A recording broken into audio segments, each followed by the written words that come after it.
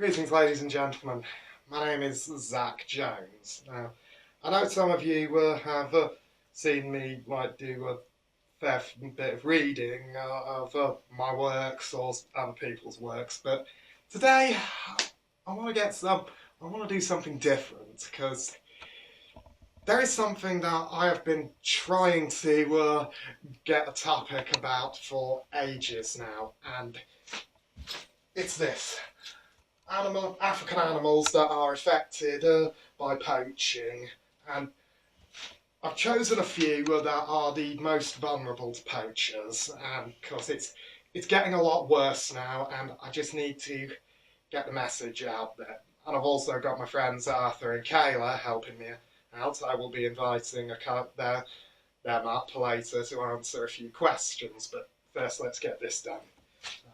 First animal that is affected is the forest elephant. Now, forest elephants are, well, they may look similar to their savanna cousins, but they are their own separate species. They're smaller, and they of course live in the Congo rainforest, and they have straighter tusks. But what they lack in stature to their savanna cousins, they make up for with a fierce and fiery temper, and that's down to us. And it's these that is landing elephants all over Africa in trouble. Their tusks. Elephants are hunted for their tusks because their tusks are made of a substance called ivory. It's very valuable. Well, it's valued throughout the world. It's a banned substance, but countries like China, Vietnam and Taiwan still want ivory. They use it to make chopsticks, jewellery and ornaments, and that means thousands of elephants are killed each year for their ivory. And forest elephants are more affected than their savanna cousins, and that's because their tusks are made of a different ivory. It's less dense, it's pinker and easier to carve, and that stuff is more in demand. And also, where they live in the Congo, it's a lot harder to patrol the area. But there are people trying to save these elephants, and of course, while a lot of the poachers, as we call them, are just very desperate people who live in poverty and are trying to feed their families, there are better ways of of earning money. But the next animal is one that a lot of you probably know is affected most by poaching in Africa. The rhino, the black and white rhino, two species of African rhino that are completely different. I mean, best way to tell them apart is, as my mother told me, is to look at the mouth. With white rhinos, they have a very flat mouth because they are grazers, which means they feed on grass. Black rhinos have a beak-shaped mouth because they're browsers, which means they feed on low shrubs and trees. But also, white rhinos are larger and they're the more sociable of the rhinos. But every species throughout Africa and in Asia is in trouble. And it's all down to one thing, their horns. Now, rhino horn is made of a substance called keratin, the same substance that our hair and nails are made of. But China and Vietnam and Taiwan have prized this. They say it can be used for medicines, and there's absolutely no scientific proof that it works, and it even can be ground up and served in drinks, and even though there's no scientific proof that this works as a product, regardless, rhino's horns can actually fetch about $60,000 per kilo. And because of that, these animals are being plundered by poachers. I mean, white rhinos have been making a dramatic recovery, and of course they're no longer classed as endangered, but they are well protected.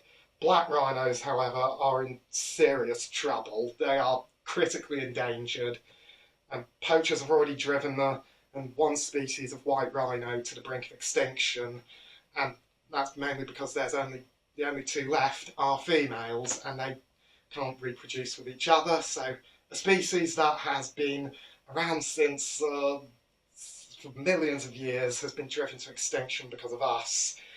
But there are people trying to stop this, and There are people who are protecting rhinos in Africa with like anti-poaching squads, armed patrols, and this is dangerous because poachers are also heavily armed, and many rangers lose their lives to poachers. But if poachers are caught, they're handed over to the authorities, and they face a very long time in prison.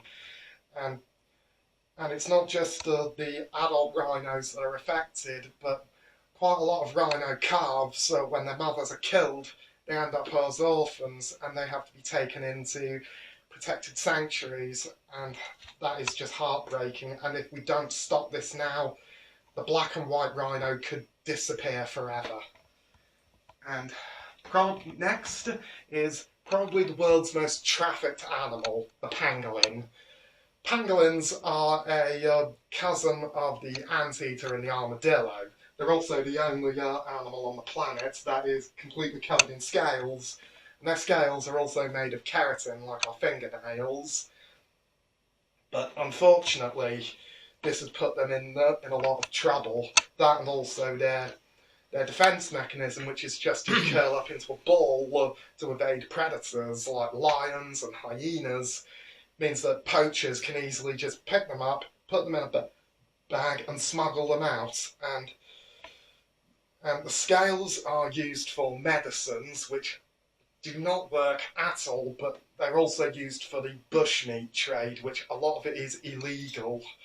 And these animals are very important to the ecosystem because they keep populations of ants and termites under control, and if they are wiped out, then that is very bad news. And it breaks my heart that people do this to animals like this. And I've never seen a pangolin before, and I don't think I ever will if this carries on. And now for one of my favourite groups of animals, but also one that is very heavily affected. African vultures. Vultures, to me, are very beautiful birds. I know a lot of you would probably disagree because they are a bit grim looking, but they actually serve a very important role in the ecosystem because they are called the undertakers of the bush, because when an animal dies, they come and they consume it, and of course it prevents the spread of diseases, and they have very strong stomach acid, which helps to break down not only the meat but also diseases that could be held in it. And unfortunately, this has been landing them in a bit of trouble as well. I mean, they are threatened by many things, but the two worst for me are poachers and farmers. You know, farmers use this veterinary drug on their cattle, and when the cows die, the vultures consume it, it builds up in their system, and then it eventually kills them. But poachers target vultures because they give their positions away to park rangers. As soon as the rangers see vultures circling overhead, they go to investigate, poachers are caught. And so, vultures are shot by poachers, or even worse, poisoned. And vultures only have one chick a year, and if they consume any meat that is poisoned, they take it back to the nest, feed it to the chick, and that's 2 generations of vultures destroyed. And for me, that is heartbreaking, because without these animals, then carcasses are just going to build up throughout the African bush and spread diseases like Ebola, botulism, malaria, all sorts. And we need to protect these birds more, and because they're just vastly misunderstood. And next is one of our closest cousins, the mountain gorilla. Now, many of you will probably say, hey, that gorillas are just like King Kong. They are like chest beating and just fighting other animals, but in actual fact, gorillas are actually herbivores, and they are only aggressive when they defend their families. And of course, these days, the mighty silverbacks are not just putting their lives on the line to defend their families against predators like leopards, crocodiles and chimps. Today they face human foes, and the strength of the silverback cannot fight off a poacher's bullets. And Because the three things that are driving them to extinction are deforestation. We are taking their habitat and chopping down the forests they rely on to make way for plantations and towns. And there's also the Ebola virus, which not only affects human beings, but has also wiped out a third of the gorilla population in recent years. It's a very nasty disease. But the worst is poaching for adult gorillas to be used for their body parts to be used as ornaments, or for the bushmeat trade, and even worse, young gorillas are taken and sold on the black market through the illegal pet trade to be sold as pets or to disreputable zoos, and it's driving these animals closer and closer to extinction. And if we don't do something now, then these animals could be gone forever. But there is hope, because there's teams of vets who monitor the gorillas every day, armed patrols keeping an eye out for them, which is dangerous because poachers are heavily armed, well organised, and if they see rangers, they don't take prisoners, they will just kill them. And of course, if you look there, that is a comparison with a human and a fully grown gorilla. Now, a big male silverback would probably be no taller than me, but he would be at least 2 times my weight and a lot more muscular. And if we keep protecting these animals as best we can, then we might be able to continue to see one of our closest relatives in the wild. But there's hope for that. And now probably the most threatened species of the dog family, the Ethiopian or Abyssinian wolf. And this is an animal that is only found in Ethiopia and East Africa. And they are found nowhere else on Earth. And over the last few decades, they've suffered horrifically from hunting, habitat loss, and most recently from disease. And they're very different to their grey wolf cousin. I mean, they do live in packs, but they hunt on their own, because where they live, like up in the mountains, they feed on things like mole rats, voles, just large rodents. And of course, unfortunately, the biggest threat to these wolves right now is habitat loss, because the Ethiopian population has been spreading at an alarming rate, and they're taking over the land for farming and pushing all the wolves into the highest mountain ranges. Because there was also, they were blamed for livestock being taken and people were going out and killing them, but that has been banned since then.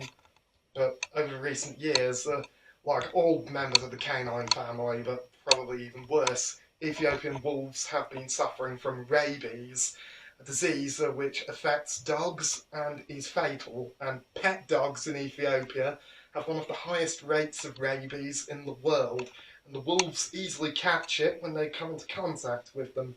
But vaccinations are being given to the local dogs to prevent the spread of rabies to the wolves, and people are being told, slowly being convinced to stop taking up so much of the land and leave some for the wolves, which hopefully will bring them back from only 500 left in the wild to hopefully a few thousand left in the next few years. But but humans need to do their part for that. Next is probably our closest relative, the chimpanzee. And chimps, after humans, are the most intelligent primates on the planet. And many of you probably don't know they don't just eat fruit. In fact, less than half of their diet is made up of fruit. What they actually feed on more is monkeys, small antelope, bush pigs, and even occasionally rival chimps. And they are also intelligent enough to use tools, like they use rocks and logs to crack open forest nuts, and they've even been documented taking a tortoise and whacking it against the trunk of a buttress root to get to the protein inside.